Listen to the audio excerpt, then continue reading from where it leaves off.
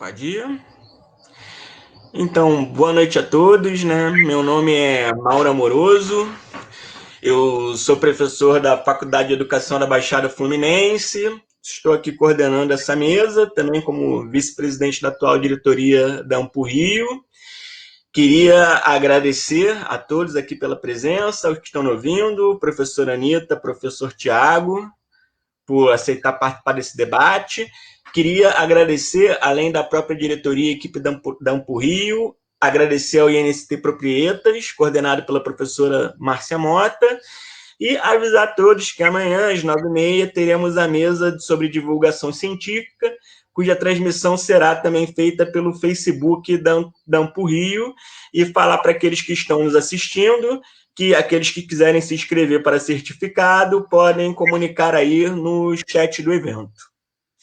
E vou apresentar aqui agora, né, os professores que vão participar do nosso debate. A professora Anitta Lucchesi, que é mestre em História Comparada pela UFRJ, doutoranda em História Digital e História Pública pela Universidade de Luxemburgo, integrante do Laboratório de História Digital, da Rede Brasileira de História Pública, também associada à Federação Internacional de História Pública e ao Conselho Nacional de História Pública. Obrigado, professora Anitta.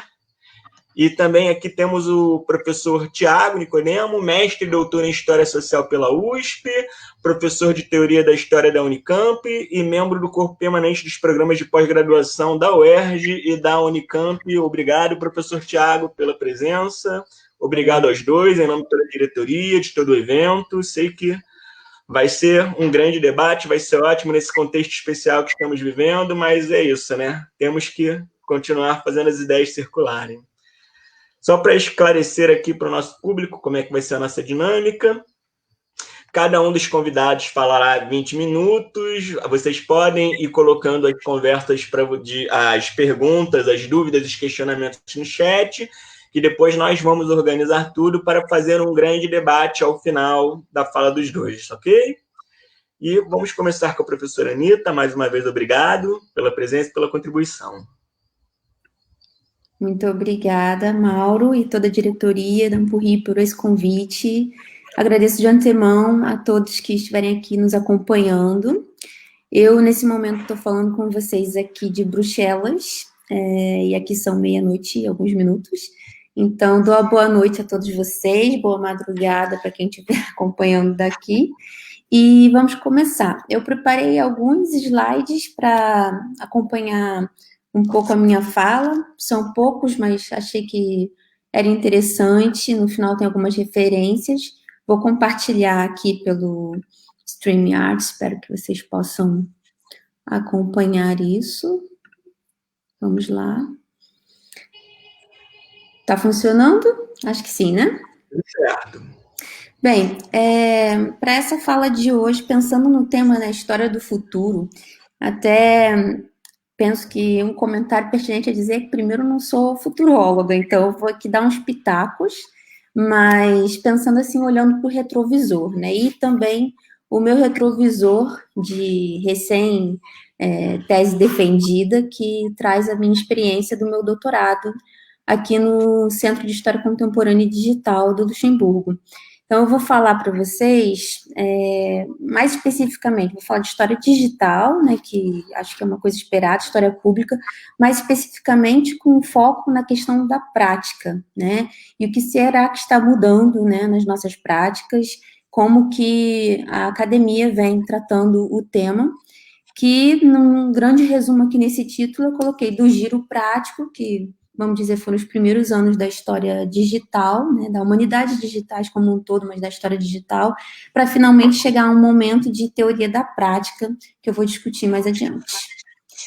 Bom, na minha tese de doutorado, eu trabalhei recentemente um projeto comunitário, que foi chamado de Memo Record, e esse projeto foi todo experimental. Vou comentar mais adiante dele, mas o foco do projeto era poder colocar a mão na massa, né, para mergulhar nos problemas que hoje a gente enfrenta nessa paisagem tecnológica que a gente está adentrando cada vez mais na passagem do analógico para o digital. Que problema isso apresenta para os historiadores e historiadoras, né? Bom, primeiro, a gente tem acompanhado, eu tenho acompanhado nos últimos anos, pelo menos desde 2018, eu venho estudando o tema, e na minha dissertação de mestrado já observei os primeiros anos de desenvolvimento da história digital nos Estados Unidos e na Itália, e tem havido um grande enfoque no desenvolvimento das ferramentas e na questão de métodos. Porém, a gente acompanha um passo lento, né, na questão da investigação empírica e mais profunda sobre os desdobramentos epistemológicos disso na nossa prática, né? Como o componente digital está condicionando, né, a nossa pesquisa em todas as suas dimensões, em todas as suas capacidades, não apenas no sentido de disponibilizar o acesso, por exemplo, que era uma grande questão nos primeiros anos de boom de digitalizações, e nem menos na questão do acesso, do processamento de dados em novas ferramentas, mas como um todo, um sistema, como o componente digital afeta a nossa pesquisa. E em que medida esse digital, ele cria perturbações no nosso fazer.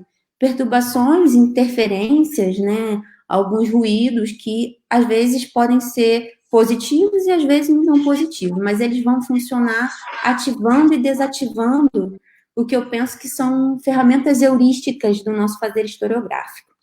E, por fim, será que, e esse era o meu interesse na minha pesquisa, né, será que o digital pode ajudar, pode beneficiar a prática da história pública digital e a história digital? A minha gatinha está querendo participar da live. E a pesquisa em história digital no meio acadêmico, né? Então, desenvolvi uma pesquisa que pretendia trabalhar justamente essas questões, implicações metodológicas, mas também pensar a dimensão ontológica e epistemológica do digital na nossa pesquisa. Então, assim, eu não vou entrar nos detalhes do projeto experimental agora, por questões de tempo, mas deixo aqui nesse slide o link para o projeto, que é memorecord.uni.lu, e vou falar brevemente, né, do que foi. Foi um experimento que eu chamei de 360, na verdade, um experimento 360 graus, revisitando todas as etapas da pesquisa, desde a documentação, da formulação das perguntas, inclusive, documentação, a análise, até a publicação. E, através desse experimento, que foi um experimento em História Pública Digital, então, também foi muito colaborativo, foi participativo. Eu convidei a comunidade de imigrantes a participarem desse projeto a partir de redes sociais, tanto pelo Facebook quanto pelo Instagram. O objetivo do estudo de caso no Luxemburgo era trabalhar memórias da migração no Luxemburgo, então, por isso, usar as redes sociais me pareceu, naquele momento, no início da pesquisa, algo que podia ser bastante promissor, com a ajuda, inclusive, da comunidade que era interessada, que participou de umas primeiras atividades de feedback, de avaliação do projeto. A gente chegou a essa conclusão que as redes sociais iriam realmente ser o melhor caminho, porque, a princípio, eu cheguei no Luxemburgo e os primeiros meses eu estava pensando em construir algo que parecia muito com o arquivo do 11 de setembro, o arquivo digital do 11 de setembro, uma coisa de fazer um crowdsourcing e de arquivar memórias da migração no Luxemburgo, mas era uma coisa muito numa via da pessoa participante depositar a sua memória multimídia, mas depositar aquilo num formulário, num site, num repositório que poderia depois exibir, né, essas memórias e disponibilizar isso para futuras pesquisas. Ouvindo a comunidade, né, partindo do ponto de vista da autoridade compartilhada e do design participatório, cheguei à conclusão que aquele modelo de pesquisa, na verdade, aquele modelo de pesquisa também, mas aquele modelo de site, de coleta, estava um pouco desatualizado em relação ao que a web nos oferece hoje e ao que as pessoas esperavam, né? Que os participantes desse projeto, que eram, na sua maioria, pessoas de primeira e segunda geração no Luxemburgo, migrantes de primeira e segunda geração, eles estavam interessados em compartilhar suas histórias comigo para pesquisa, mas também com outras pessoas. E aí a questão da rede social, né? E uma coisa que me marcou muito foi uma das primeiras pessoas que participou dessa avaliação do projeto me dizer que não queria colocar a memória dela em uma caixa vazia.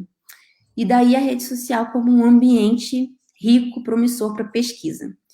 Bom, daí houve muita mão na massa, né? Eu saí do Brasil com a ideia de desenvolver um projeto que me permitisse realmente trabalhar colocando a mão na massa e construindo a plataforma também por minha conta, aprendendo como fazer isso. E através da infraestrutura, do apoio da infraestrutura de pesquisa digital no Centro de História Digital Contemporânea do Luxemburgo, eu tive possibilidade de também aprender aos poucos, né? Aprender conforme eu fui avançando e através do que virou a filosofia desse centro, que é o Thinkering, né? Uma espécie de uma filosofia do futucar, que bebe um pouco nas águas do Cassirer, com a ideia do double grasping, e também bebe um pouco no estudo das mídias e da arqueologia das mídias, que é a ideia de interrogar os objetos, de investigar os objetos tecnológicos, não apenas a partir da observação, mas também da experimentação, que é também manual com esses objetos, né? E nesse caminho eu encontrei muitos erros e falhas, né? Tive muitos fracassos nas minhas tentativas de criar essa plataforma, de fazer o design, de fazer o layout, de criar um mecanismo automático para a raspagem desses dados digitais que vinham dos posts do Facebook e do Instagram. Teve uma série de coisas que eu tentei documentar em um capítulo específico da tese e que virou para mim esse capítulo de descrever o processo, né? Que eu aqui não estou podendo me estender muito, mas esse aspecto passou a ser para mim fundamental no nosso fazer de história digital hoje. Acho que é um ponto que a gente tem que prestar muita atenção, porque na minha caminhada, né, nessa jornada toda para construir esse site, eu senti muita falta de ler outros projetos e aprender de outras experiências que relatasse nas minúcias as dificuldades de realizar um projeto digital, né, os limites do digital, os problemas, por exemplo, para se aprovar algo burocraticamente ou no conselho de ética da universidade, por exemplo, essa imagem que vocês veem nesse slide é a homepage do meu site, do projeto, e para aprovar isso, depois de pronto, demorou ainda 3 meses, o que atrasou o início da coleta e tudo mais, porque a universidade tinha uma política de comunicação, tudo tinha que entrar nos estándares da universidade, né, respeitar os padrões, os protocolos todos da universidade. E todos esses aspectos criaram, assim, gargalos na pesquisa que, na verdade, ninguém discute muito, né? E aí eu acho que para a questão, por exemplo, práticas de financiamento e tudo mais, a gente, quando fala em trabalho, pesquisa digital, isso fica muito escondido. Então, pensando aqui no tema, né, da história do futuro, eu acho que essa questão do tempo de um projeto digital é algo a ser considerado também. Bom, eu vou tentar avançar, né, falar menos do projeto, mas dividir mais com vocês o que eu pensei, o que eu refleti, a partir também, né, do que é a situação atual do estado da arte no campo, mas o que eu pensei sobre os métodos digitais, né? Então, aqui, nesse slide, nesse primeiro slide sobre os métodos digitais, eu tentei resumir algumas questões que nortearam, né, o avanço da minha pesquisa, que são contribuições já existentes, que me ajudaram bastante a avançar. Primeiro, eu acho importantíssimo, né, e isso com o Tiago Nicodemo e o Pedro Silveira, recentemente a gente organizou um dossiê na revista Histórias Global, e era um dossiê sobre história digital, e isso foi discutido. O aspecto da nossa pesquisa em digital é um aspecto também local, como é o da história pública, e está atrelado a contextos não apenas de infraestrutura, né, de questões ideológicas, políticas, econômicas de uma região, de um país, mas também de tudo que está acontecendo no mundo, né? E aí, nesse sentido, o contexto local em que a minha pesquisa se inseria também dialogava com esse momento de nova crise nas humanidades como um todo, né? E aí, por que que eu digo... A minha gata quer participar aqui da live. Toma aqui. Por que que eu digo nova crise nas humanidades? Porque as humanidades enfrentam crises, assim, de tempo em tempo tem uma crise, né? Inclusive, recentemente, a UFOP fez uma série interessante para discutir o conceito de crise. E aqui, no contexto das humanidades digitais, da história digital, por que é interessante a gente pensar que, novamente, na última década, nos últimos 15 anos, novamente tem se falado de humanidades em crise? Porque a palavra digital, as ferramentas digitais, os métodos digitais se tornaram termos táticos, né? Diz o Matthew Kirschenbaum Gold, que as humanidades digitais, elas se tornaram um termo tático para sobreviver a essa crise, e, em certa forma, parece entregar um projeto que tem um produto, né, que vai produzir algo que não se parece tanto com a nossa pesquisa historiográfica, né, que é algo que também vai estar em diálogo, uma relação dialógica intensa com as lógicas neoliberais que predominam agora a academia como um todo. E aí, como que a gente pode pensar isso, né, e reagir a isso de uma maneira positiva, né? Porque muitos colegas têm ainda alguma resistência com o digital também por isso, porque o digital é um chamariz para conseguir um bom financiamento. Mas eu acho que também o Gold, que é o mesmo que fala dessa unidade como termo técnico, ele traz uma outra coisa que ele fala que é uma espécie de um jiu-jitsu que a gente está. E como no jiu-jitsu, para sobreviver a essa crise, eu acho que a gente tem que tentar pensar em usar a maior da flexibilidade possível para sair da crise e usar os problemas ao nosso favor, né? Então, nesse sentido, o digital, ele permite que a gente consiga sobreviver com outros financiamentos, né? Que nem sempre vêm da linha das humanidades, mas que agora estão atraídos pela questão, por exemplo, de inovação, né? E todo um outro vocabulário que é muito neoliberal e predominado por essa lógica de mercado.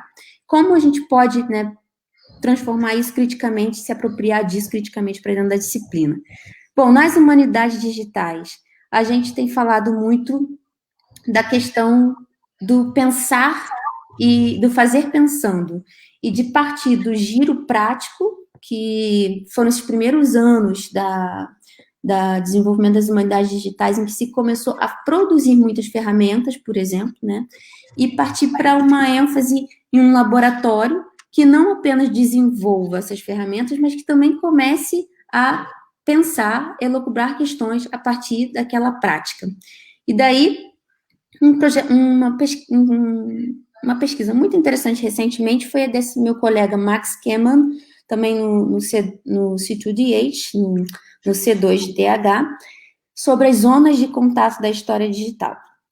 O Max Keman falou, sobretudo, né, nesse sentido de como é o contato dos historiadores com os profissionais da computação e da informática, né? Então, essas zonas de contato, elas seriam também zonas de hibridização, para a gente usar um outro termo do Zasman, onde os historiadores têm que colaborar mais com outros profissionais. E, nesse sentido, nessas zonas de contato, a gente teria condições de produzir algo e também se participar da questão da reflexão no momento de produção daquelas ferramentas.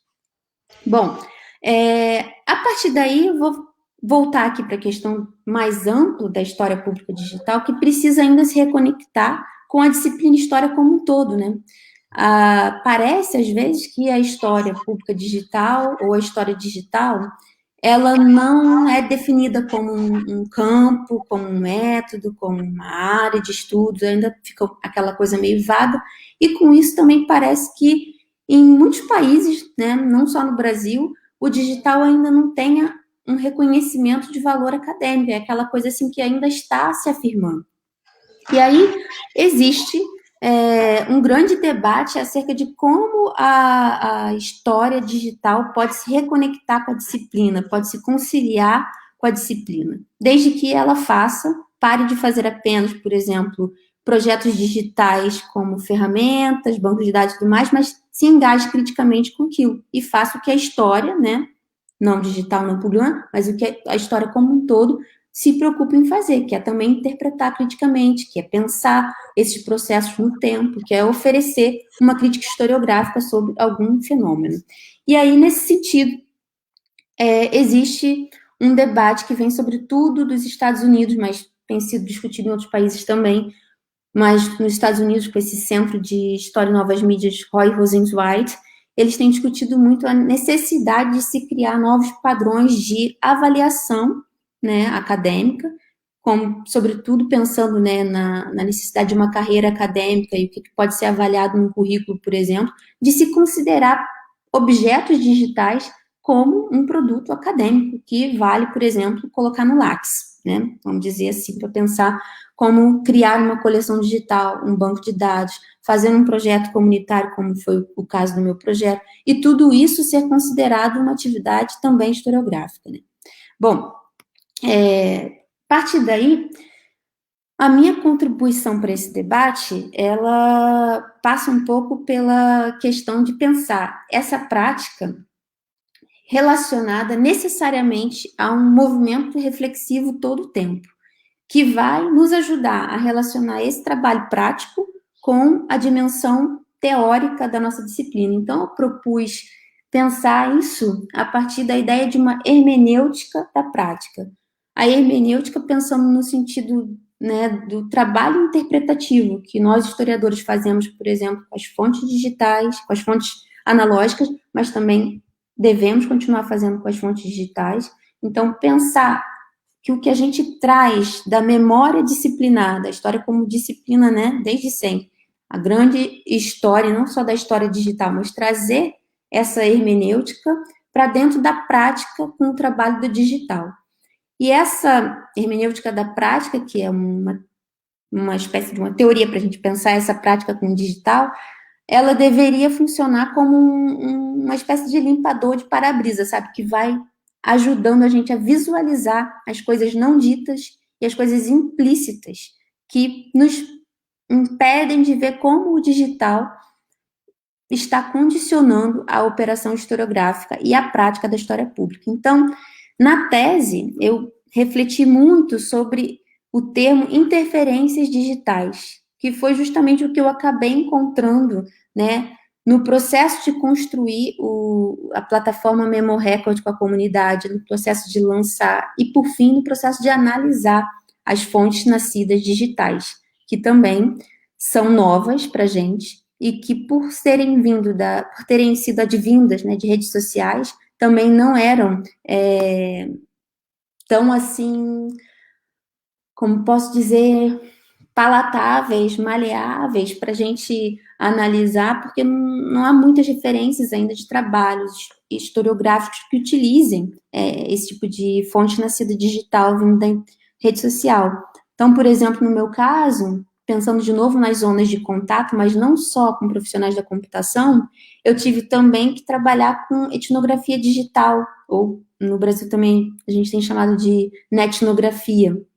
Foi muito necessário para mim, porque muitos posts que eu podia levar para dentro da plataforma, eu podia analisar o conteúdo do post em si, uma foto, um texto, um vídeo com texto, ou às vezes, maioria das vezes tinha um texto curto, mas o conteúdo audiovisual era mais interessante, assim, mais relevante, mas o que eu não podia levar para dentro da plataforma eram, por exemplo, os comentários desses posts. E lá aconteciam muitos debates entre os amigos da pessoa que fez o post, que eu precisei levar em conta para a pesquisa, para justamente me ajudar na contextualização daquelas memórias que estavam sendo compartilhadas.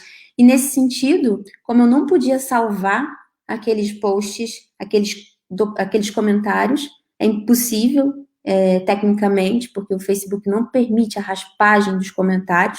Bom, talvez permitisse para algumas empresas, né? Aí vem a questão algorítmica e de mercado, que é uma questão a se pensar também, né? A dependência dessas plataformas proprietárias, como Facebook, Instagram, WhatsApp, que nos deixam à mercê, né, de uma companhia como como o Facebook.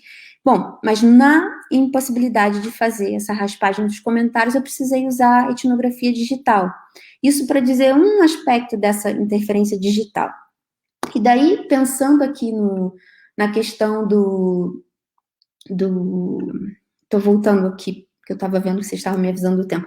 Na questão do digital enquanto um condicionante da nossa pesquisa, né? Eu pensei que valeria a pena a gente, né? A gente está falando aqui no evento de História do Futuro, mas eu quero voltar e olhar um pouco para o passado. Tem um filósofo da ciência, Ian Hacking, que ele fala muito sobre uma questão de estilos de raciocínios, estilos de pensamento para humanistas, historiadores também. E para ele, a emergência de um novo estilo de raciocínio está atrelada à emergência de novos objetos, novas formas de evidência, novas sentenças que denominam o que é verdadeiro e falso, um tipo de pesquisa, novas leis. Aí aqui, claro, que leis a gente não pode muito pensar, né, para todas as coisas que a gente faz na historiografia, mas eu acho que o modelo dele de estilos de projeto tem muito a oferecer para a gente pensar os modos de fazer história a partir dessa hermenêutica da prática e como a gente pode ativar essa hermenêutica da prática ao favor de um modo de pensar com o digital, através do digital, sobre o digital, né? E quem sabe, se a gente fizer isso e conseguir tornar isso a partir de um processo de documentar a nossa pesquisa e compartilhar mais todo esse trabalho, talvez a gente torne o fazer digital mais acessível para quem está fora dessa esfera. Então, talvez esse compartilhar de novos objetos, novas formas de evidência, né, de verdadeiros e falsos, compartilhar esse estilo de uma forma mais ampla com outras pessoas fora, com outros historiadores e historiadoras fora da... Oi? Anitta, perdão, só para ficar atento ao tempo, que já... Ah, já estou lá. Opa, já estou me encaminhando. Desculpa, Mauro. Talvez isso nos ajude a compartilhar com a disciplina da história, o nosso estilo e tornar, talvez, o digital acessível e aceitável, né, como um todo na academia. Daí eu deixei alguns exemplos aqui nesse slide, vou me encaminhar para a conclusão, desculpa, acabei me empolgando aqui, deixei alguns exemplos no slide de o que são novos objetos e já novas formas de evidências e verdadeiros e falsos, por exemplo, no sentido de verdadeiro e falso, o Andreas Fickers fala da crítica digital das fontes ou dos dados, né? A gente estabelece o que é o verdadeiro e falso através dessa crítica e ele apela para uma atualização do método histórico-crítico que deva levar em consideração as características do documento digital nascido e digitalizado. Então, e outros métodos que vão surgindo, né? Bom, aqui já é a minha conclusão e vou realmente fechar, desculpa, Mauro, a questão do tempo, mas nesse sentido, considerando essas novas formas de pensar, é necessário pensar também que tudo isso não vem de uma pessoa sozinha, né? É necessário pensar que vem de ambientes, que contextos a gente precisa, que ambiente de pesquisa a gente precisa para que uma nova forma de pensar com o digital possa, né, ser compartilhada e ser acessível para quem está na academia, mesmo fora do digital. Então, na minha dissertação, na minha tese, dissertação de doutorado, na minha tese, eu falei de alguns aspectos que acho fundamental, a abertura, na situação agora atual, a gente vem pensando muito na questão da abertura dos arquivos, do acesso e tudo mais, a colaboração, pela questão da zona de contato que comentei, mas, em fundamental, a infraestruturação, a criação de laboratórios, de centros de estudos, que possam trazer profissionais de outras áreas para potencializar essas novas práticas, né? Oportunizar o encontro de historiadores com cientistas da computação, por exemplo, e, por fim, formação e novas formas de avaliação desses produtos, né? Desses novos objetos historiográficos. E, por fim, uma questão de circulação para pensar a dimensão pública seria adicionar a essa combinação também a questão da autoridade compartilhada e do design participativo como modelos para os projetos de história pública baseados em modelos participativos, com comunidade, com envolvimento do público no fazer da história. Bom, aqui eu encerro a fala, desculpa a minha extensão, estou já um pouco aqui depois da meia-noite perdida.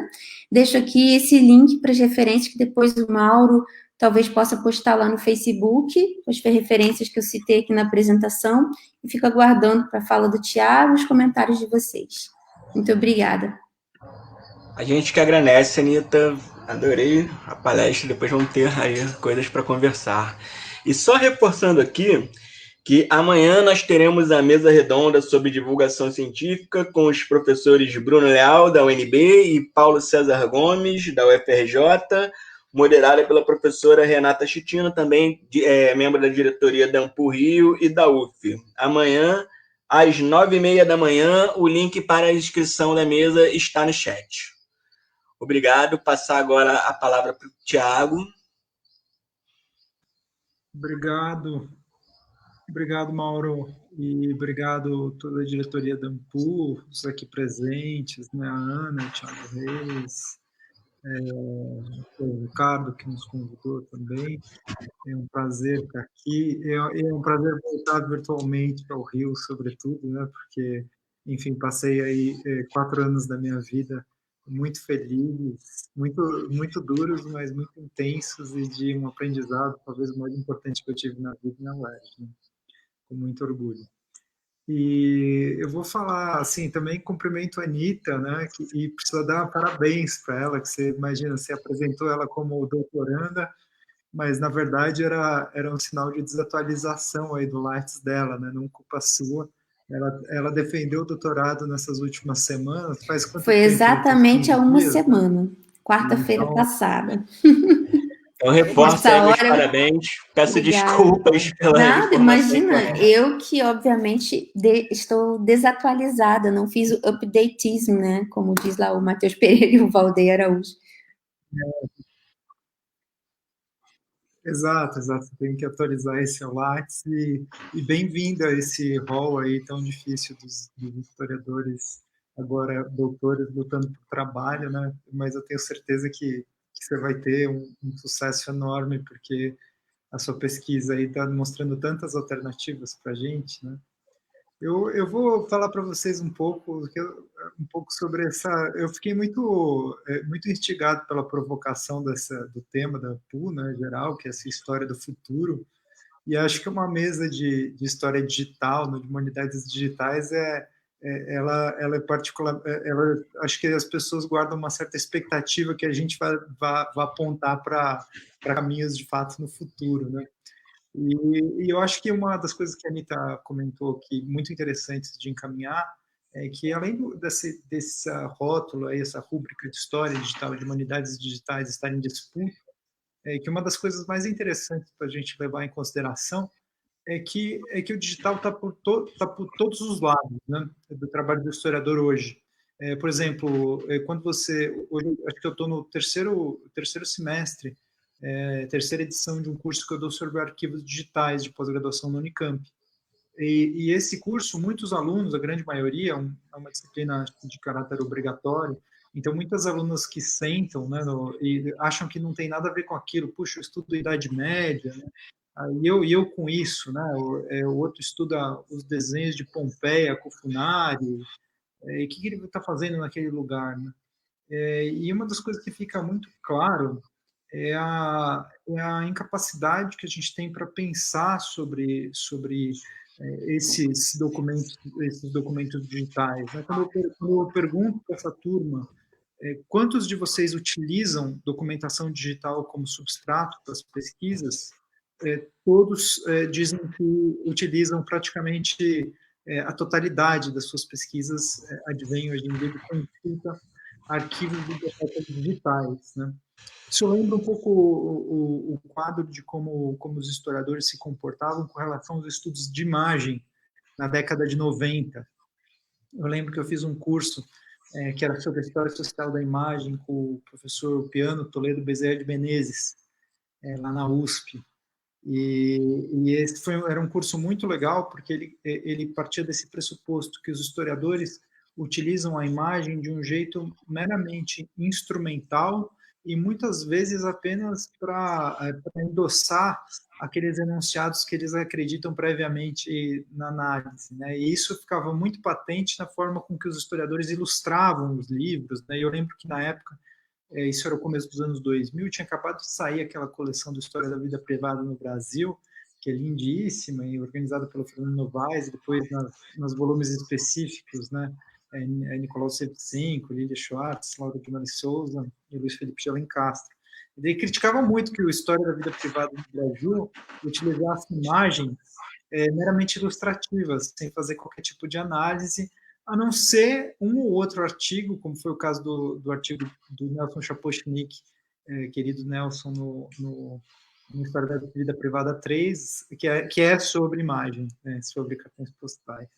E o que está em conexão aqui entre as duas coisas é o seguinte, é que os historiadores hoje utilizam arquivos digitais praticamente na sua totalidade, e daí os trabalhos desses historiadores, eles fazem um grande investimento para fingir que esses arquivos digitais não estão lá, que na verdade está sendo narrado, que está sendo analisado, é apenas um mero suporte neutro de uma informação que tem uma origem em alguma coisa em alguma coisa com referência de papel, né? Ou que tem um real por trás e que essa imagem digital é uma mera ilustração, né? Uma mera circunstância, né?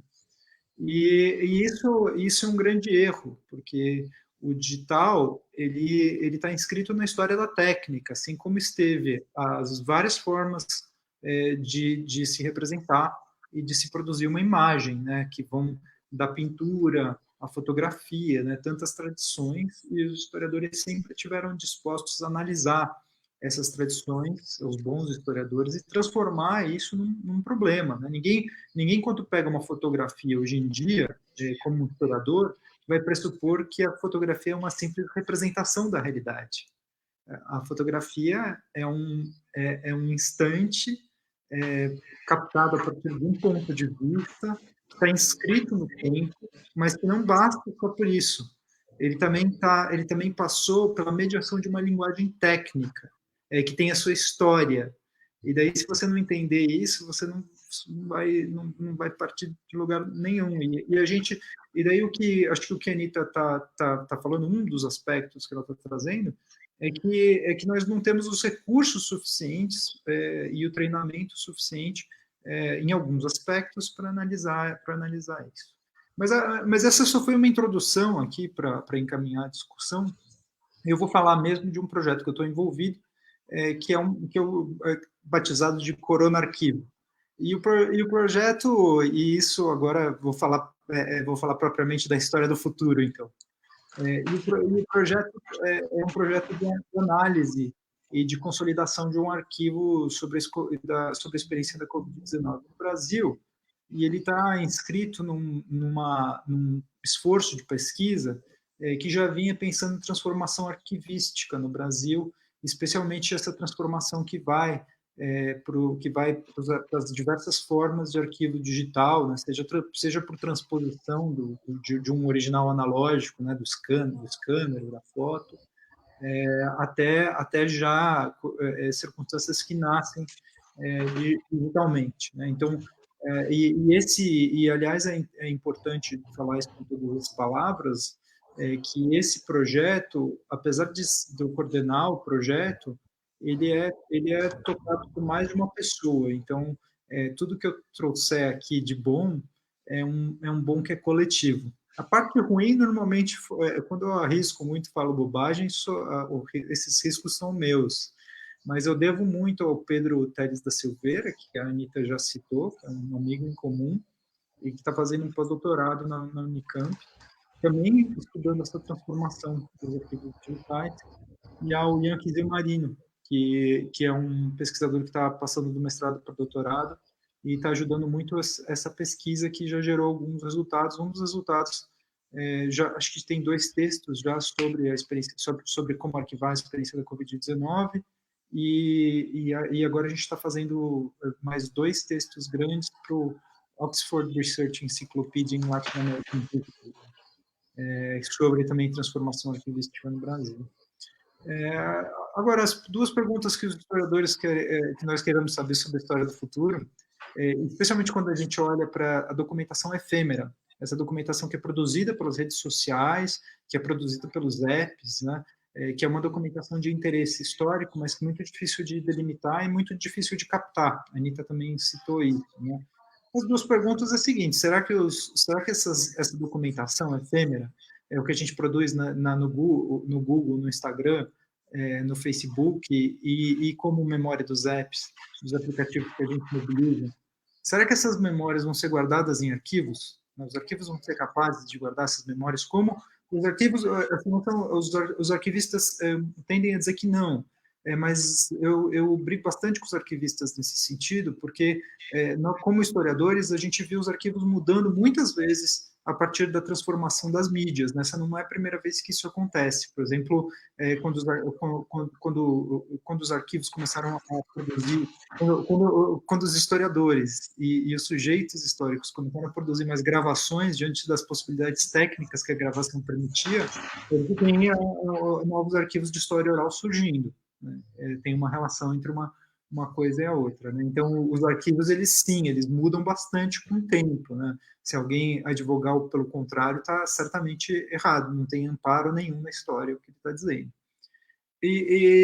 Então, será que os arquivos vão continuar os mesmos? Será que os arquivos vão guardar essa documentação efêmera que a gente produz hoje em dia a rodo? E a outra pergunta é, será que vão ser os historiadores que vão contar essas histórias do futuro? E se não forem os historiadores, quem ser? Quem vai ser? Para responder essa pergunta, eu acho que vale a pena tratar de dois conceitos fundamentais aqui que vêm justamente da arquivística, da relação entre arquivística e história. O primeiro conceito é a relação entre arquivo permanente e arquivo corrente, que é o arquivo corrente e o arquivo histórico, né? Arquivo permanente é aquele que guarda a documentação que foi originalmente concebida para aquele fim. Então, qualquer documento, por exemplo, uma certidão, enquanto um documento fiscal, enquanto ele comprova aquele ato fiscal, ele vale. Né? Na hora que ele perde a validade, normalmente no caso do fiscal, são 5 anos que é a prescrição para que o imposto de renda possa correr atrás daquele ato fiscal, são 5 anos. Então, depois de alguns anos, esse documento perde o sentido. E daí essa coisa interessante, porque depois que ele perde o sentido, existe um conjunto de processos decisórios que normalmente são tabelados, literalmente tabelados dentro de um arquivo, que decidem se aquele documento ele vai ser guardado ou vai ser eliminado. Quando o documento é guardado, ele é guardado porque existe um enunciado que declara um interesse histórico sobre aquele arquivo, arquivo. Então, olha que interessante conceitualmente, né? Você tem um documento que foi originalmente concebido para um determinado fim, quando ele perde a organicidade, a relação orgânica com esse fim, né? Quando ele não comprova mais, ele pode ser descartado, eliminado, ou ele vai ser considerado uma memória importante para contar uma história de um futuro. Esse é o conceito de arquivo permanente, o arquivo histórico. E esse conceito é muito importante para a gente trabalhar, porque ele tem que ser atualizado diante das circunstâncias que estão postas hoje. Então, vou falar um pouco sobre isso mais para frente. E o segundo conceito importante é o seguinte, que é o conceito de que toda a informação, quando é guardada num arquivo, ela tem que ser uma informação contextualizada. Ou seja, quando você não tem um arquivo, se você simplesmente guardar as coisas, você só tem um arquivo se dentro do documento arquivado existe uma referência para um conjunto de documentos que ele se localiza dentro. E esse conjunto de documentos ele é uma atribuição que é culturalmente atribuída. Ela é problemática, digamos assim, porque quando você guarda, vamos dar um exemplo aqui de arquivos pessoais, né? Quando você guarda uma nota fiscal ou um bilhete, ou qualquer coisa assim, que pertencia a um intelectual, o bilhete ele pode não tratar de nada importante, ele pode ser simplesmente um cartão de visita de alguém que essa pessoa encontrou. Quando ele é localizado dentro de uma série, dentro de um conjunto documental, existe um processo decisório de atribuição de um contexto que é culturalmente prévio, que localiza aquele documento dentro de um contexto. Então vocês veem como é um problema complicado. Toda informação arquivística é uma informação contextualizada, porém, todo o contexto atribuído a uma documentação arquivística é um contexto culturalmente projetado que vem previamente sobre esse documento e o classifica, o inscreve. E isso é bem interessante, porque todo contexto, portanto, né, que classifica, que guarda o documento, é um contexto culturalmente atribuído. E é lógico que uma vez esse documento guardado, esse contexto está sujeito a mudanças. Quer dizer, toda vez que você adiciona uma informação a ser guardada sobre aquele determinado fundo, sobre aquele determinado conjunto arquivístico, então você está atribuindo uma informação nova àquele fundo. Então você não está simplesmente comprovando uma coisa que você sabe, mas você está fazendo um processo que direciona aquele sentido que o arquivo vai ter no futuro. Falado isso, eu vou falar um pouco sobre essas condições de possibilidade de a gente fazer um corona arquivo e como é que é essa relação entre o Big Data e o Fake. Primeiro, eu preciso esclarecer para vocês que grande parte dos arquivos desse gênero, dá para dizer que eles são arquivos informais, e esses arquivos informais são feitos a partir de contribuições, de doações de mídias, de pessoas espontaneamente, normalmente a partir de campanhas e a partir de plataformas. Esse conceito, que é o conceito da cessão de um fragmento de imagem, normalmente digital, para alguém que está interessado em recolher esse material, chama crowdsourcing, que foi o que a Anitta acabou de se referir várias vezes. Né? Crowd, de multidão, sourcing, de fomento ou financiamento. Né? Fomento, nesse caso, né? Fonte, fomento. Né? E esse modelo de crowdsourcing, de produção de centros de memória, de documentação a partir de crowdsourcing, ele foi sedimentado especialmente a partir do evento do 11 de setembro, de uma chamada que pedia fragmentos de memória, de narrativas, e essa chamada foi compondo um mosaico muito complexo de pequenas narrativas que contavam aquele evento. É lógico que isso sempre existiu como possibilidade histórica, você guardar vários fragmentos dentro de histórias para contar uma história homogênea, mais ou menos homogênea. Mas é lógico também que com a possibilidade dos celulares, né, e das máquinas digitais, né, com a emergência do digital, essa possibilidade se multiplicou em várias escalas, né, numa escala sem precedente, na verdade. Né? Isso a gente está falando de 2001. Né? Imagina depois de 2007, quando o iPhone foi criado, e daí isso criou também novas possibilidades para armazenamento digital. E daí a gente não está falando só da produção de imagens, mas também a gente está falando da possibilidade de agenciamento de histórias, né? Que cada indivíduo pode contar uma série de histórias, e é exatamente isso que a gente vê no Instagram, no Facebook, né? Esse tipo de agenciamento individual, hiper individualizado de histórias, e de um armazenamento dessas histórias, né? A partir de possibilidades sem precedentes de registro. Né? Mas o crowdsourcing normalmente é uma chamada que já vem dentro de um bojo de memória. Né? O que hoje em dia, grande parte, 99% dos projetos de fazer memória da Covid, eles são projetos de crowdsourcing, porque esse é um modelo que foi seguido não só depois do 11 de setembro, mas que seguiu todos os grandes eventos disruptivos aqui, que a gente se lembra, pelo menos num eixo, né, do capitalismo aqui ocidental, né, que, por exemplo, o furacão Katrina, o incêndio em Notre Dame em Paris, o que mais que teve um monte de crowdsourcing, mesmo o incêndio do Museu Nacional aqui no Brasil, e tantos outros exemplos para casos que são mais ou menos disruptivos. Né? No caso da Covid, é importante pontuar que é um evento que, diferentemente, porque vocês sabem que não é o primeiro evento globalmente sentido e experienciado, num sentido de que a Segunda Guerra Mundial, um monte de gente nem percebeu que ela aconteceu, né, que estava no mundo. Teve gente que sabia que ela estava acontecendo, mas nunca viu uma bomba caindo. Né? Quem estava na Itália, na Inglaterra, na Alemanha, viu as bombas caindo, e mesmo assim não foi em todos os lugares da Inglaterra ou da Itália que essa bomba caiu. Então, em algumas cidades, a vida foi normal. O cara foi no jornaleiro, comprou o jornal para ler, tinha essas notícias, E é isso, né? Mas no caso da experiência da Covid-19, todo mundo sentiu, especialmente pela necessidade, e eu acho que a clivagem maior aqui da Covid-19 é social, né? No sentido de que teve gente que teve que continuar a sua vida porque precisou, né? Mas todo mundo sentiu essa experiência globalmente, quem estava na China, quem estava na Índia, quem estava no Brasil, né? Então, e ela foi também sentida, mesmo nessa clivagem social, né, de quem podia e quem não podia fazer quarentena, por exemplo, também essa clivagem acompanhou um certo padrão, né? Foi parecido para quem estava na Índia, foi parecido para quem estava no Brasil, inclusive do ponto de vista dessa distribuição por classes sociais, né?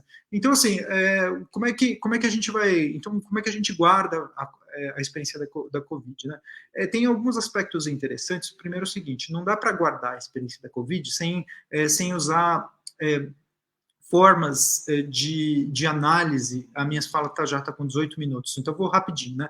Não dá para guardar a experiência da Covid sem utilizar formas de análise em larga escala de dados. Muito difícil fazer isso. Então, crowdsourcing, mesmo para analisar o crowdsourcing no futuro, a gente vai precisar de submeter esses grandes massas a algoritmos. Mas eu vou pular para um exemplo interessante, porque eu já falei 18 minutos, então eu vou ter que caminhar para a conclusão, que é a seguinte, que é a possibilidade da gente fazer um museu do fake news. Porque o fake news já é uma coisa historicamente, bom, se alguém quisesse fazer um museu dos fake news das eleições do Bolsonaro hoje em dia, porque teve muito fake news, esses fake news foram importantes para definir as eleições, né? A gente já não conseguiria, porque a gente não tem acesso a esses arquivos eles estão na mão dessas empresas, né, do Twitter, que veicula muitos desses fakes pelo Twitter, e a gente só consegue esses tweets em mais ou menos 15 dias. Você pode pagar uma versão para o Twitch para ter algum tipo de arquivo mais expandido, mas mesmo assim é improvável que a gente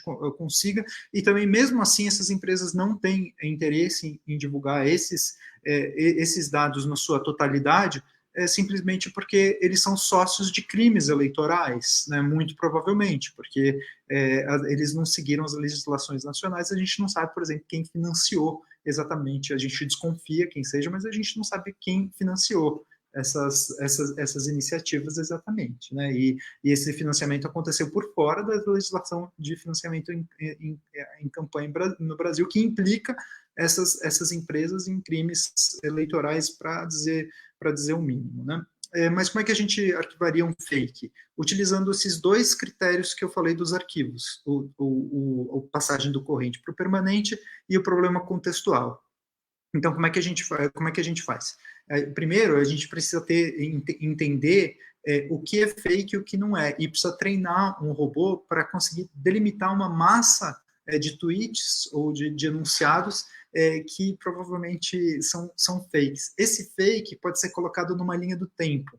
Essa linha do tempo vai informar o contexto em que esses fakes circularam. Esse contexto ele pode remeter à origem. A gente pode saber quem foram as empresas ou os agentes públicos e privados que produziram esses fakes. A gente também pode entender qual é a relação entre esses fakes e uma linha do tempo, por exemplo, da atuação de saúde pública, né? Quer dizer, e a gente sabe para quem consumiu esses fakes, quais foram os possíveis efeitos, qual quem, aonde e qual que é a correlação entre esses fakes e as mortes, né? E daí, por fim, eu vou caminhar para as conclusões, só para vocês entenderem. Então, é possível a gente fazer no futuro um museu de fake news, isso citando um exemplo, mas também a gente tem que lutar pela prospecção de arquivos para o futuro, porque tem arquivos que a gente nem reconhece enquanto tais, que podem ser fundamentais para contar histórias desse grande evento. E se eles não forem fundamentais porque a gente não conseguir esses arquivos, eles vão ser fundamentais também porque na próxima vez que acontecer algum grande evento importante, pode ser qualquer um, a gente vai ter que ter condição de declarar uma espécie de interesse público sobre algo que hoje é indevidamente privatizado por corporações, que é o direito à memória e o direito ao conhecimento e o direito a uma informação que fui eu mesmo que dei. Né? Então, isso vai ter que se deslocar no tempo, e tem esse pressuposto, né, que o conhecimento, especialmente se esse conhecimento for histórico, ele é um bem da humanidade. E esse é a grande luta que a gente está envolvido aqui. Né?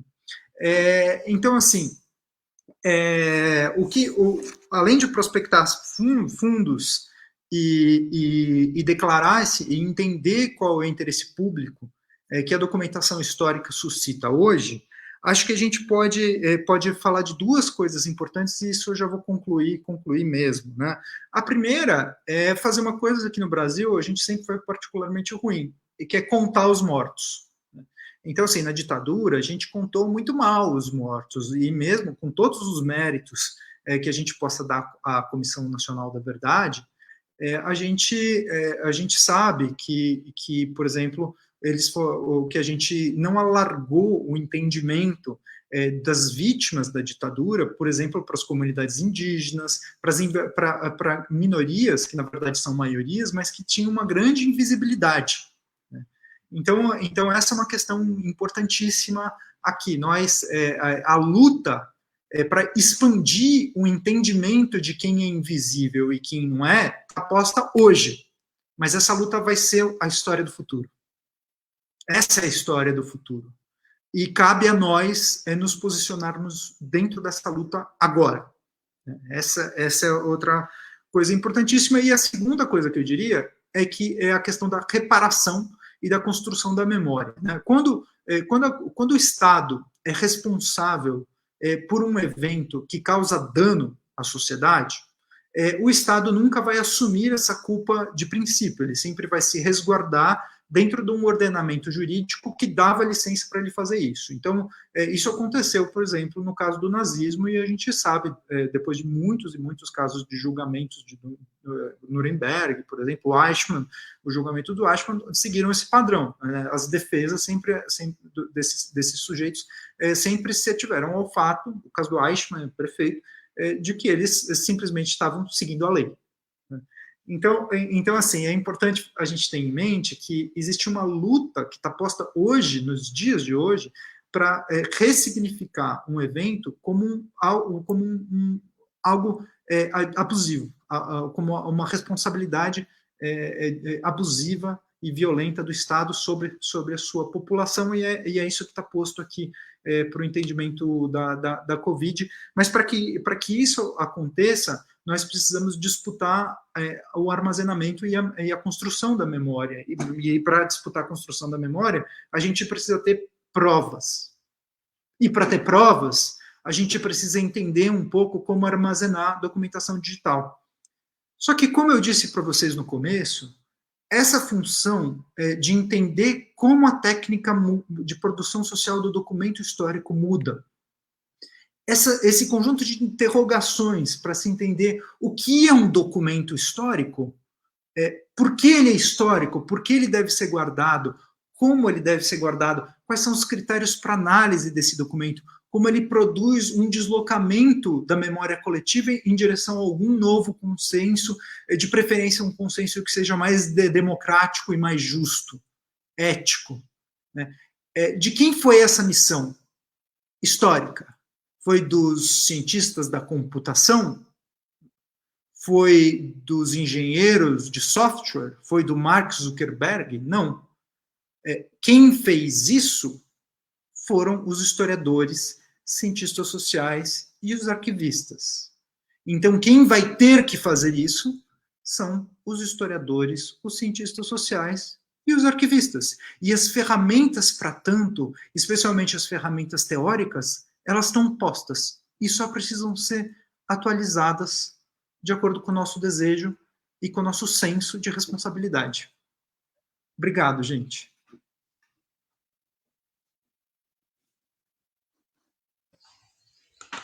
Eu que agradeço a fala, Thiago, também, muito boa. As duas falas foram excelentes. Nós temos já aqui algumas perguntas, né, que eu vou ler as perguntas para vocês, aí para vocês dois responderem em bloco, e à medida em que as perguntas forem surgindo, nós faremos mais algumas rodadas, sendo que lembrando para o público que o chat está aberto para vocês levantarem questionamento para a gente ir organizando aqui em bloco, tudo bem? Vou pegar aqui a primeira pergunta.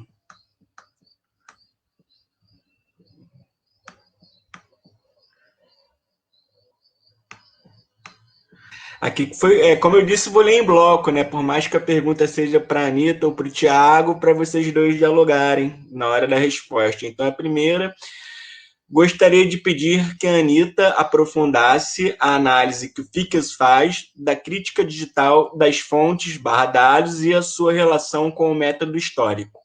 Quais seriam as grandes diferenças? Pergunta para Tiago. Caio, voltei?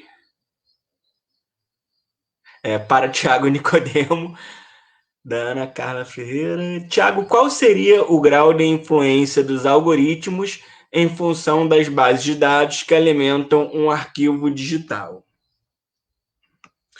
Só ver aqui, por enquanto não temos mais nenhuma pergunta, mas só lembrando que estamos abertos para o público, as perguntas vão ser transmitidas para que nós possamos fazer outra rodada.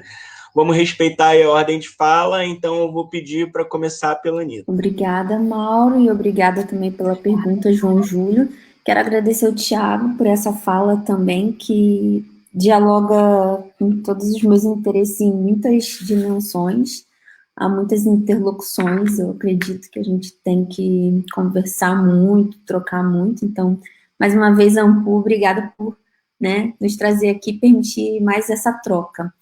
Essa pergunta do João, ela perpassou toda a minha tese, na verdade, dá para ficar falando aqui muito tempo, fazer uma sessão aqui de 1 hora, mas vou tentar me ater à especificidade do que é diferente, nessa crítica do documento ou dos dados, digitais.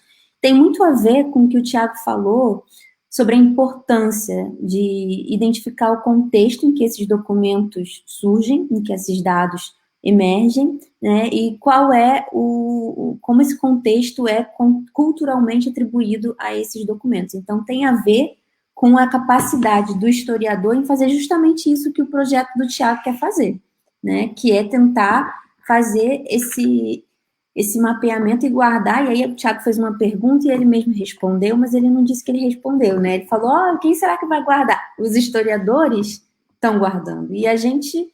Fazendo isso, a gente está se engajando numa luta, que é também com o Facebook, com os Zuckerbergs da vida e outros, mas só assim a gente pode, também se apropriar dessa crítica do digital, porque justamente pela questão da técnica, que o Thiago também comentou, a técnica, ela não vai ser neutra nunca, Então, o Fickers, nesse e em outros textos, ele vai está sempre dialogando muito, o Andreas Fickers, ele é também, ele é interessado em história digital, mas ele vem também do campo da arqueologia da mídia, e pensa muito a história da tecnologia, estudou rádio, então ele tem uma preocupação com a tecnologia, e dialoga muito com filósofos da ciência, da tecnologia, também historiadores do campo, e ele traz... uma coisa que o Melvin Transberg, que foi um professor de História da Tecnologia do MIT, dizia há 34 anos atrás, que ele fez as 6 leis da tecnologia. A primeira lei dizia que a tecnologia ela não é nem boa, nem mal e nem neutra. E isso tem muitas implicações, Essa primeira lei da tecnologia do Transberg. A primeira delas, para a gente pensar, atualizar as ferramentas que a gente tem, que estão postas, que precisam de atualização, como o Thiago disse, é que esse digital, essa interferência digital, como eu vinha dizendo, ela vai colocar milhões de outras coisas para fazer a primeira diferença que o João perguntou, diferença do analógico para o digital. No arquivo, tradicionalmente, que a gente aborda um documento, a gente sabe a proveniência desse documento, Isso é um aspecto básico, a gente sabe de onde veio, de que fundo ele pertence, ele tem uma lógica dentro do arquivo, uma lógica de arquivamento, então ele está contextualizado pelos arquivistas, E quando a gente se depara com um documento nascido digital ou digitalizado perdido, no mar da internet, que também é outra coisa, a gente usa muitas metáforas e sempre parece tudo muito difícil de lidar, a gente está se afogando nesse mar da internet, a gente precisa desses ferramentas justamente para não se afogar, né? Quando a gente se depara com esses documentos, a gente não sabe necessariamente a proveniência deles. É difícil averiguar exatamente qual foi a primeira vez que um documento nasceu. Uma imagem, ela pode ter sido replicada, editada milhões de vezes e é, no limite, impossível definir quantas vezes aquela imagem foi modificada, né? E se o que está arquivado ali é uma primeira versão ou não. Então, isso é muito difícil fazer, por exemplo, porque a gente também não tem acesso às máquinas privadas das pessoas, né? Aí tem toda uma questão de direitos aos acessos também. Mas, se o documento não tem proveniência e se é difícil identificar o original, o que tem esse documento digital? O que tem esse dado digital, então?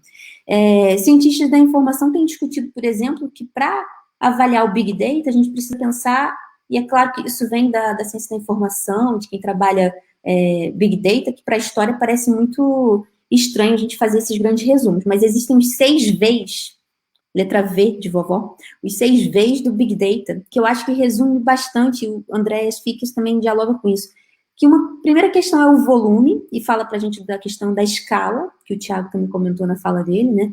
A gente tem quantidades imensas de dados, isso é o primeiro aspecto que vai exigir que a crítica seja diferente, né? Que não dá para fazer totalmente manualmente essa crítica. Então, é necessário, em alguma medida, métodos de leitura distanciada que vão contar com algoritmos. Aí o Thiago já vai falar de algoritmo em breve, mas tem esse aspecto.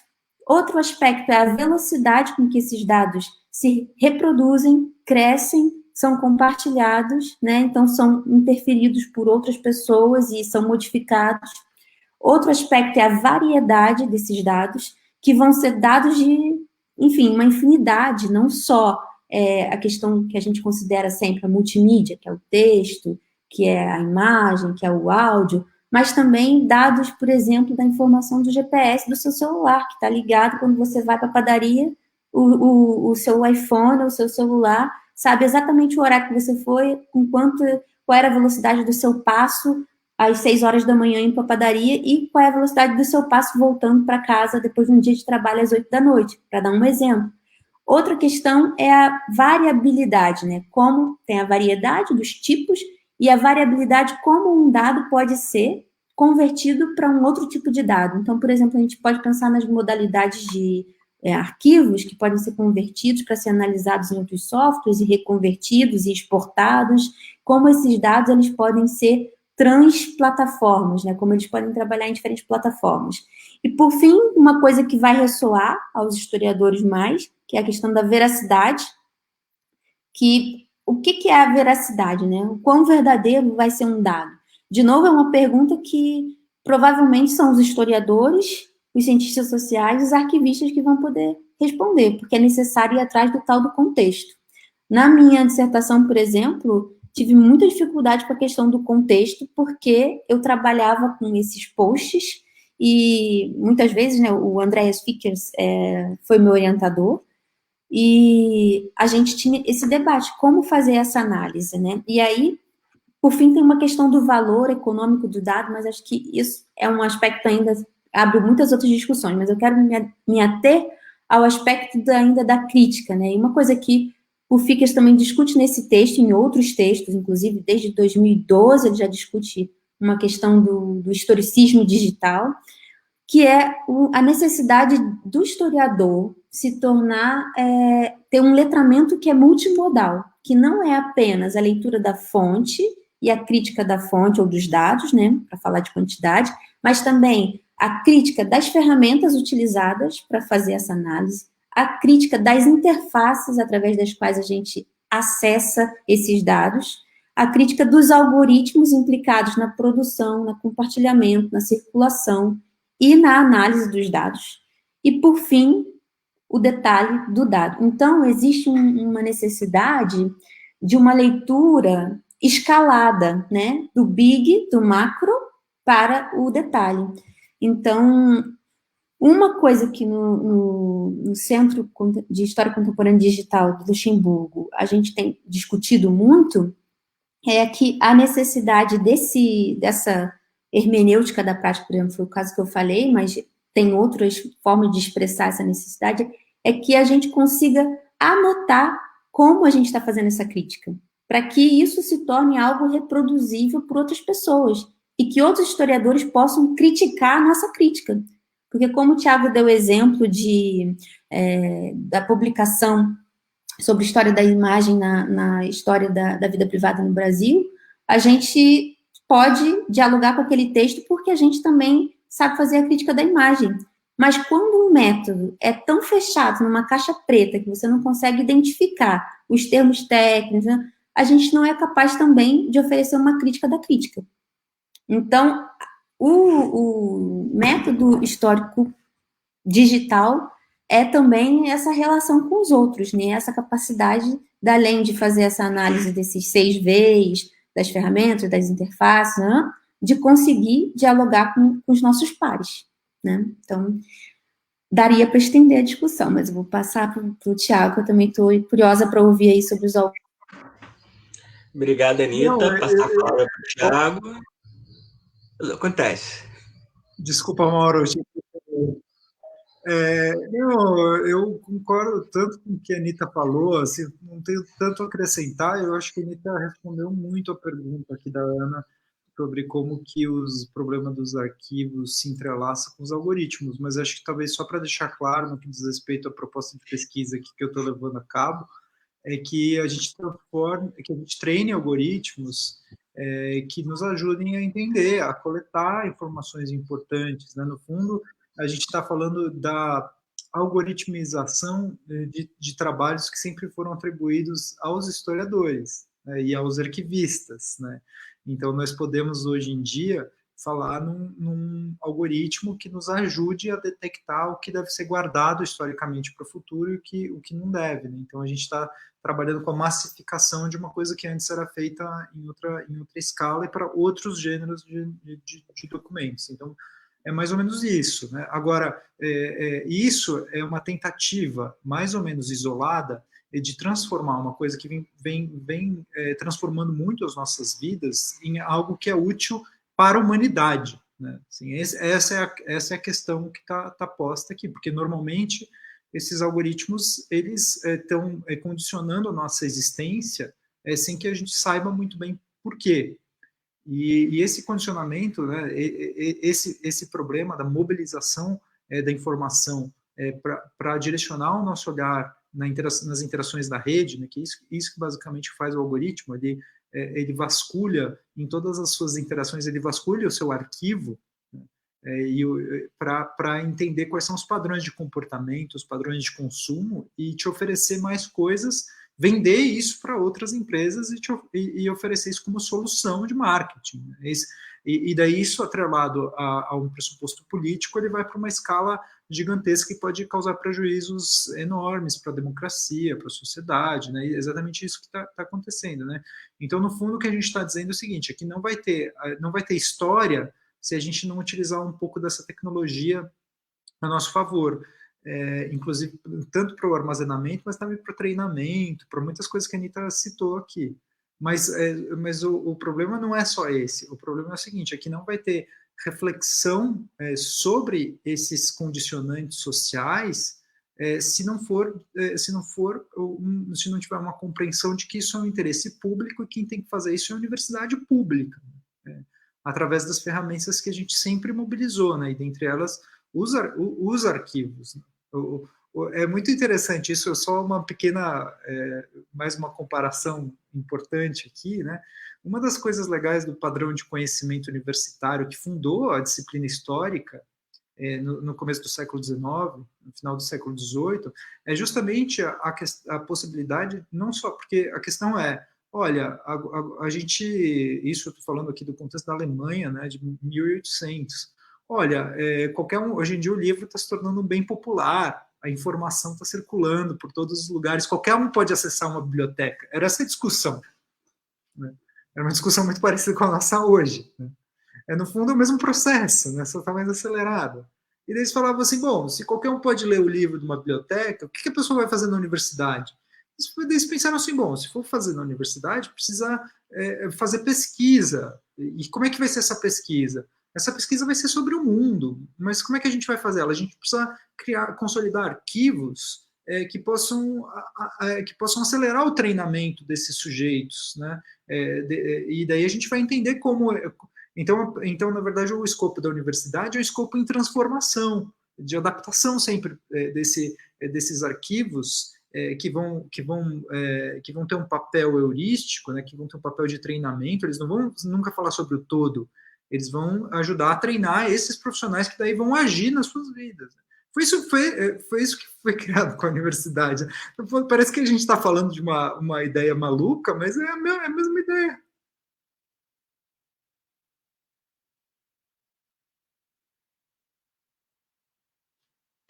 Vou passar aqui mais uma rodada, mais uma pergunta que temos aqui. Só um segundo, por favor.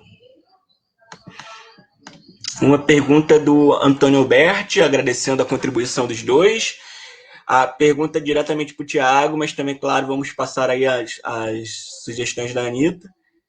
Tiago Nicodemo, esta tecnologia da digitalização traz liberdade maior de pesquisa e acesso aos documentos?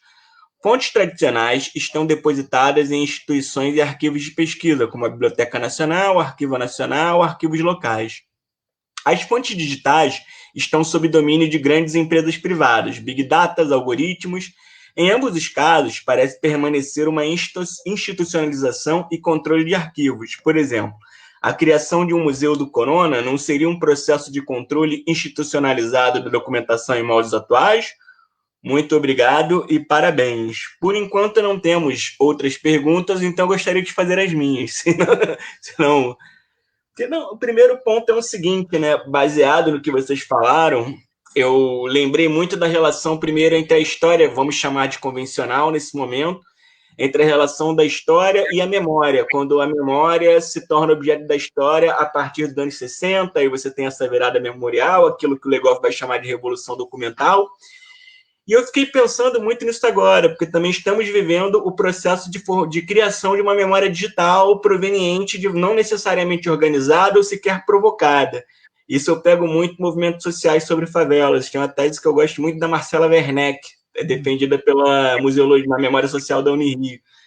E eu fico pensando essa questão, né? A relação entre o que seria uma memória digital e uma história digital, sendo que a história digital ela ainda não está num lugar consolidado que a história estava quando, nos anos 60, ela se apropriou da memória como objeto de estudo. E, além disso, eu fico pensando também, né? Fala-se na participação dos historiadores, cientistas sociais, arquivistas na produção desses acervos digitais, né? Mas no futuro a gente também não vai ver uma arqueologia do digital, né? Só lembrar das descobertas arqueológicas do século XIX, até que ponto também não vai se referir, né? Essa questão, aquela foto que a gente achou que fosse apagada do Instagram, vão descobrir daqui a 200 anos, coisas desse tipo, entendeu?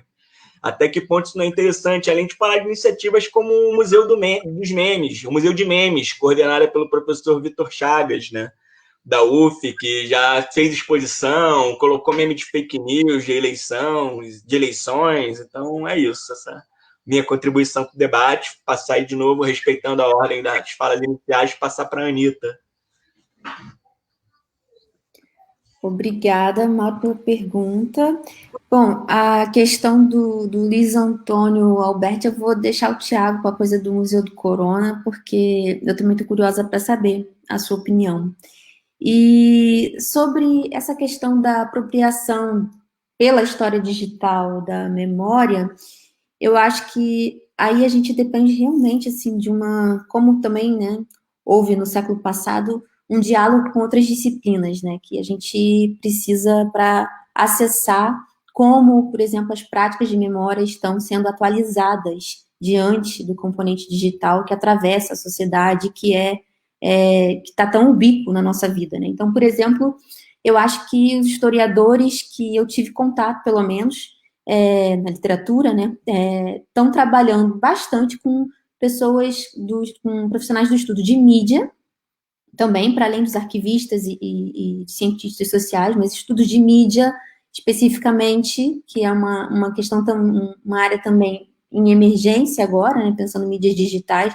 Por exemplo, eu acho que tem menos de 10 anos que a Federal Fluminense criou um curso de estudos de mídia, por exemplo, é uma coisa super nova, mas as linhas de informação e comunicação e mídias são um pouco antecedentes e agora estão se atualizando com o digital. E também profissionais da comunicação. Então, por exemplo, tem uma teórica das mídias holandesa, a José van Dijk, que ela tem um conceito bastante interessante para pensar a questão da memória nas plataformas digitais, que é a ideia da memória mediada.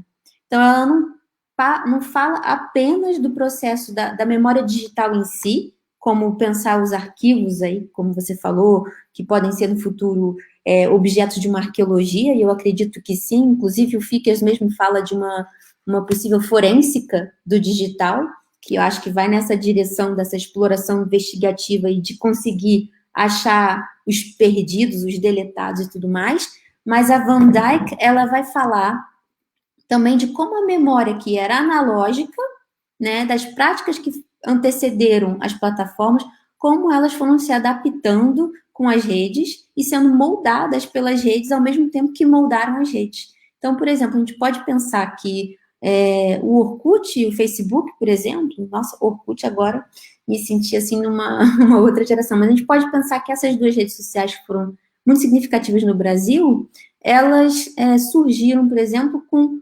coleções de fotos que se chamavam álbuns, né? Uma coisa que, por exemplo, o Instagram, que é de uma geração tecnológica mais recente, não teve. O Instagram não tem um álbum, não tem esse nome, né? Essa rubrica. Já o Facebook e o Orkut tinham essa ideia de álbum, porque também está sendo moldado por uma ideia que vem do analógico, né? E qual é o papel da mediação nesse processo, né? Então, tem uma mediação que é também remediação.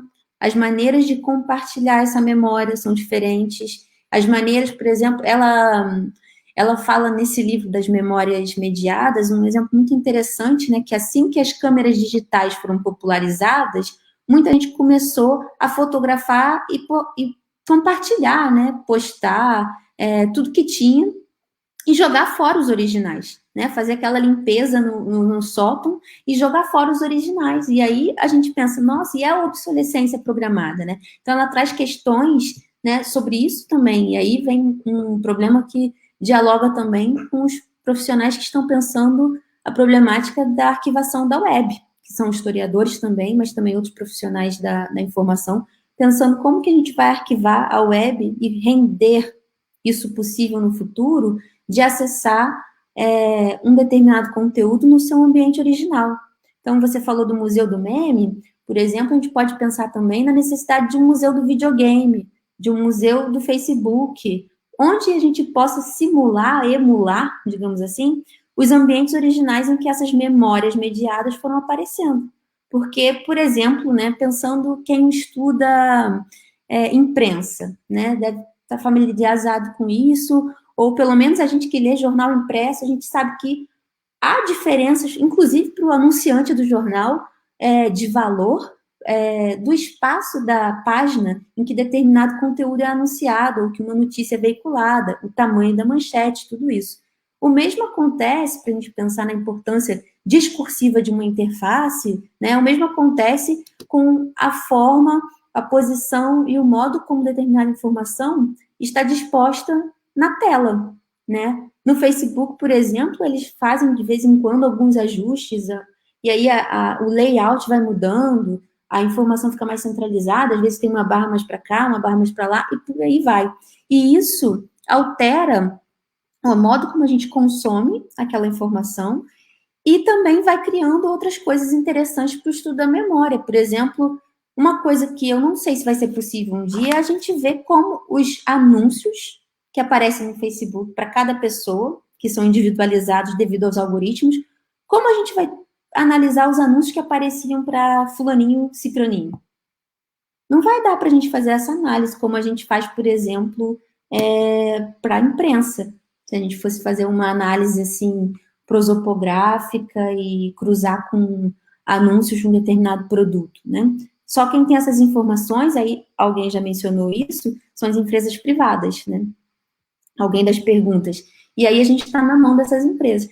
Então, eu acho que dialogar com esses campos vai ser importantíssimo, né? Como, por exemplo, também ainda do estúdio das mídias, a Elizabeth House e a Churchill, que agora não me lembro o primeiro nome dessa autora, Elizabeth House, depois eu vou procurar, acho que está nas minhas referências, mas eu vou olhar. Elas criaram um conceito de tecnologia da memória. Eu acho esse conceito interessantíssimo, porque é tanto a tecnologia hardware, né, a ideia do dispositivo que a gente está usando, a máquina fotográfica, que, né, vocês devem se lembrar aquela Sony Cybershot quadradinha, e que a gente tinha um processo diferente de lidar com a memória, com aquilo, né? Tinha um cartão de memória que era grande, ficava não sei onde. Aí, quando tirava as fotos, chegava em casa, depois da viagem de férias, aí ia passar para o computador, aí perdi o cartão, e aí pronto.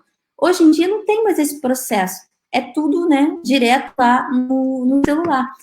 Esse aspecto é também um aspecto interessante da dinâmica da prática de memória, da memória mediada, mas também como a tecnologia da memória afeta o modo como a gente vai viver culturalmente, né, compartilhar essas memórias. E aí questões, né, para a gente pensar, acho que são problemas que ficam abertos, por exemplo, é a questão entre a memória coletiva e a memória individual. O Tiago, por exemplo, falou uma coisa interessante sobre os crowdsourcings e esses arquivos coletivos, né? E em um momento ele disse uma expressão assim, e a gente tenta criar uma narrativa homogênea disso, né? E um problema que eu tenho visto, assim, mais e mais as pessoas, né, na literatura, mais e mais pessoas estão comentando sobre isso, é o problema e também o lado positivo da gente ter uma multivocalidade, uma grande diversidade, né, com o surgimento desses novos arquivos. Então, essa memória digital, essa memória mediada, talvez ela também vai trazer para a gente outros sujeitos, né, que não estão nesses arquivos oficiais que a gente está acostumado a lidar. Então, vão ter outros, por exemplo, outros ego-documentos, né, como diários, cartas, né, cartões postais trocados, todos esses ego-documentos de grandes personalidades, né, que foram preservados pela relevância de determinadas biografias, agora de todo mundo está disponível aí nos Facebooks timelines da vida, por exemplo, ou blogs pessoais. Então, é claro que ainda não é uma democratização total do acesso e da garantia de preservação dessas memórias, mas existe a possibilidade de a gente acessar uma multivocalidade maior, né, e diferente. E essa heterogeneidade, ela traz um desafio muito grande para a gente nesse sentido do historiador construir essa narrativa homogênea, essa narrativa que o Paul Ricoeur, né, diria que a gente precisa colocar as coisas numa intriga, né? Essa intriga é um momento em que, ao construir a nossa narrativa, a gente tenta ter um fio da meada, né? E como ter um fio da meada em um arquivo que pode ser tão diverso? Né? São perguntas que ficam. E aí fica uma questão que é talvez um espaço que a gente ainda não explorou entre a memória individual e a memória coletiva. O Ricoeur também fala, por exemplo, da memória dos próximos. Eu acho isso interessante, por exemplo, pensando em rede social, né? Desculpa, eu estou trazendo toda hora o exemplo da rede social, mas trabalhei recentemente isso.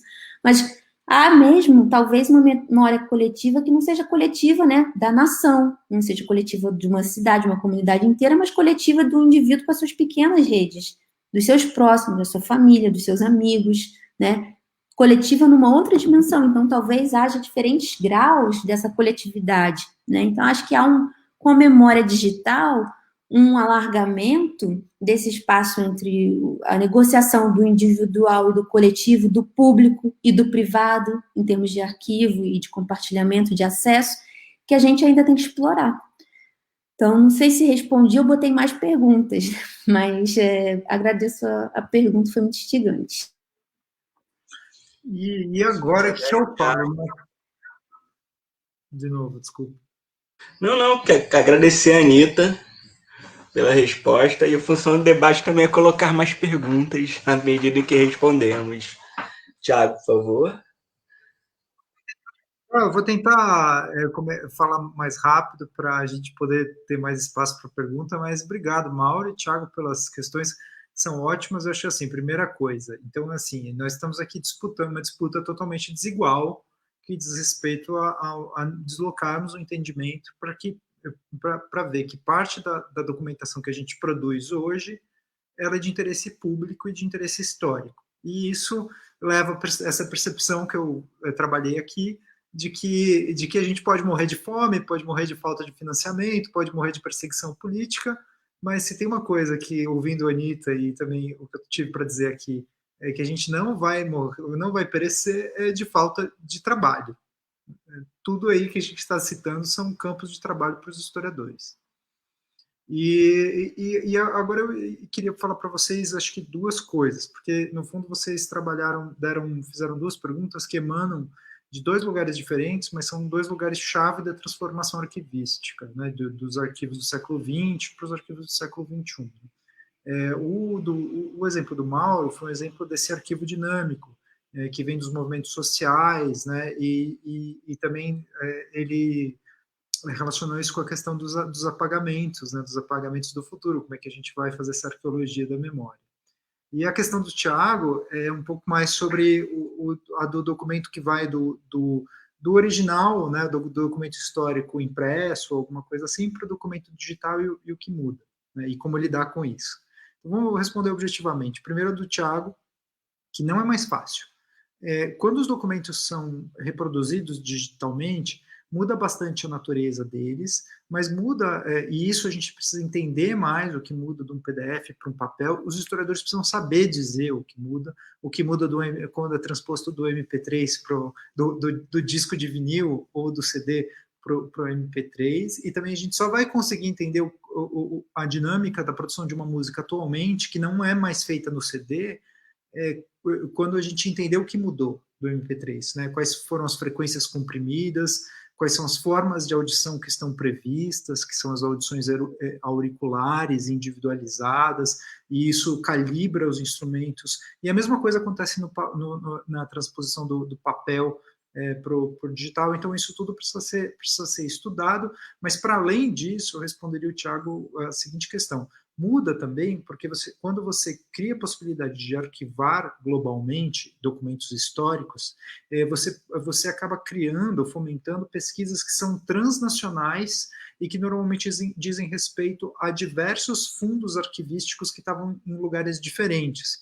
E isso depende muito de dinheiro, e o que significa que, junto com esse processo de criação de grandes arquivos transnacionais e globais, e da elevação de muitos temas de pesquisa, por exemplo, da escravidão atlântica, um grande tema transnacional, você também tem um processo de polarização dessa documentação arquivística. Né? É a Universidade de Princeton, de Stanford, que vai guardar essas coisas, e não mais o arquivo de Angola, né? Nem o arquivinho do Brasil. Então, isso é muito importante. E a outra questão importante, e isso muda, acaba fomentando formas de pensar o conhecimento histórico, que vão sendo dirigidas e pautadas de acordo com essas modificações. E, por fim, muda também a natureza do acesso e da forma com que as pesquisas se relacionam com essas massas documentais, porque como você pode ver muito mais pesquisas, você acaba fazendo uma pesquisa que salta muito mais de um lugar para o outro, e a tendência fica cada vez maior que os pesquisadores façam grandes pentes finos por busca de palavras, e só leiam os parágrafos em que a palavra que você está buscando é enfocada. Então você fragmenta, e isso muda muitíssimo, porque você imagina, quando a gente pesquisava no analógico, quando você pegava um livro e achava uma informação, você tinha que acessar esse conjunto de saberes e de circunstâncias que tinham relegado aquela informação para onde ela foi. Então, de algum jeito, mesmo que não fosse um processo consciente, você sabia que aquele livro só tinha na editora de Portugal, porque o sistema de interesses que traduziu aquele autor naquela determinada época foi específico, e daí você vai se familiarizando com esses sistemas, mas no digital não, você só vê um monte de coisa lá fragmentada e vai associando, né? Então muda também o jeito de pesquisar. Então daria para dizer, para responder o Thiago, que a gente só vai fazer um conhecimento competente que nasce a partir da análise de documentos históricos, e isso a gente está no meio de uma pandemia. Então, todos esses historiadores, por exemplo, agora a gente vai fazer as bancas de processo seletivo dos mestrados e doutorados. 100% destes trabalhos, a não ser que a pessoa tenha um arquivo histórico em casa, eles vão ser feitos através de arquivos digitais. Né? E o que a gente vai cobrar dessas pessoas? Né? Quais vão ser as competências necessárias para eles? A gente tem que cobrar que eles saibam fazer crítica documental, que é exatamente o que a gente sempre cobrou de todos os historiadores em formação. Né? E como é que vai ser, quais são as condições dessa crítica documental num plano digital? Tem que tornar o acesso, este problema que eu acabei de citar, um elemento essencial do processo de pesquisa e investigação, e não algo para ser escondido, como se só fosse uma representação simples e objetiva de um real que está fazendo referência a ele. Senão a gente vai jogar a história na lata do lixo e nunca vai produzir conhecimento mais útil para fazer a crítica desses próprios documentos. É basicamente isso. E daí, para responder a pergunta do Mauro, esse tipo de arquivo informal é um arquivo super interessante, porque ele diz, e dá para dizer muitas coisas sobre isso. Né? Você está falando de movimentos sociais que começam a produzir as suas identidades. Esse tipo de agenciamento de identidades, ele não era nem uma circunstância possível dentro do arquivo. E como é que a gente vai lidar com esses centros de memória que às vezes nem utilizam a palavra arquivo? Por exemplo, o Museu da Maré é um arquivo, é o arquivo da Maré, mas ele usa a palavra maré, ele usa a palavra museu. Né? Então, assim, tem um quadro de transformação que a gente precisa estudar melhor. Né? Literalmente. E daí, de novo, né, como é que vai fazer isso? Bom, a pessoa que vai estudar o Museu da Maré vai ter que levar em consideração todas essas, vai ter que entender um pouco do que é o digital, de como é que a natureza da fonte, e vai ter que transformar isso num problema, num capítulo, ou numa introdução, ele vai ter que enfrentar isso diretamente. E só por fim, Mauro, eu te diria assim que uma das questões super interessantes disso é que você, essa questão da relação entre silenciamento, apagamento e essa arqueologia do documento. E eu só tinha para dizer isso, que pensa bem, né? Será que não foi isso que os historiadores sempre fizeram? Porque assim, quantas vezes queimaram a documentação da escravidão, né? Assim, a gente sempre tá jogando de zagueiro, né? A gente está sempre fazendo essa arqueologia para que as memórias não sejam perdidas, porque a tendência do status quo é simplesmente passar o trator, né? Assim, e daí é isso, né? O que os historiadores estão fazendo é útil para caramba para a sociedade, e a gente precisa ser capaz de comunicar que é útil para a sociedade. É isso. Por favor, Anitta, faça. Obrigada, Mauro. Obrigada, Thiago. Então, só para ainda complementar alguma coisa da pergunta do Luiz Antônio, o Thiago falou tanto dos exemplos de arquivos e comentou também de escravidão, e eu lembrei de um exemplo que é o Slave Voyage, que é um database enorme, super colaborativo, transnacional, como disse o Thiago, que nasceu dessa migração dos papéis para os PDFs, então passou por toda essa transformação, e surgiu, primeiramente, em 99, a partir de um CD-ROM. Vocês se lembram desse CD-ROM? Que a minha mãe até falava, que CD ruim é esse? Então, surgiu como um CD-ROM e depois foi evoluindo, né? Então, eu acho também que um aspecto dos arquivos digitais, que são diferentes um pouco em relação aos estabelecimentos, né, os arquivos tradicionais, é que eles também são muito mais maleáveis, eles não têm necessariamente uma única localização física. Nesse caso do Slave Voyage, por exemplo, a equipe está sempre mudando, existem colaboradores de diversas instituições, inclusive do Brasil já teve participação, né, da Federal Fluminense também, e outros que agora eu não me lembro todas, mas esse arquivo, esse arquivo digital, esse database acabou incorporando documentação de vários outros projetos e virando um hub de documentações de arquivos sobre escravidão e sobre o tráfico transatlântico de escravos. Então, eu acho que, além de ter possibilitado o acesso mais fácil a essa documentação, houve também o incentivo a novas pesquisas, justamente pela facilidade do cruzamento de todas aquelas documentações. Então, isso não tem necessariamente a ver com digital, mas com a possibilidade do acesso simultâneo e fácil a tudo isso também. Então, Só para lembrar, o site do Slave Voyages é slavevoyages.org. E eu nem sabia, mas atualmente eles estão com uma versão também em português do site. Isso é uma novidade para mim. A última vez que eu acessei era tudo em inglês. Então, realmente, o negócio está sempre em transformação. Muito obrigada pela oportunidade de estar aqui com vocês hoje. Era só isso. Eu que agradeço, Anita. Então, não temos mais nenhuma pergunta. Obrigado pelas respostas, pelos comentários de vocês. Acho que a gente pode encerrar por aqui. Queria mais uma vez agradecer a organização do 19º Encontro Regional de História, a direção da Ampurrio, agradecer à Rede Proprietas pelo apoio logístico, toda a equipe que possibilitou essas mesas redondas. Agradecer a Anita, agradecer ao Thiago mais uma vez, foi ótimo. Eu acho que está um debate muito interessante que vai surgir. E é isso. Agradecer aos presentes, né? Porque para a gente que às vezes está falando de uma telinha, às vezes a gente só vê essas interações por frases, mas agradecer a todos aí que nos assistiram, também contribuíram com o debate. É isso. Obrigado, gente. Boa noite. Valeu, Mauro. Muito obrigada. Boa noite. Obrigado, boa noite. Um abraço a todos e todas aí. Tchau, gente. Boa noite.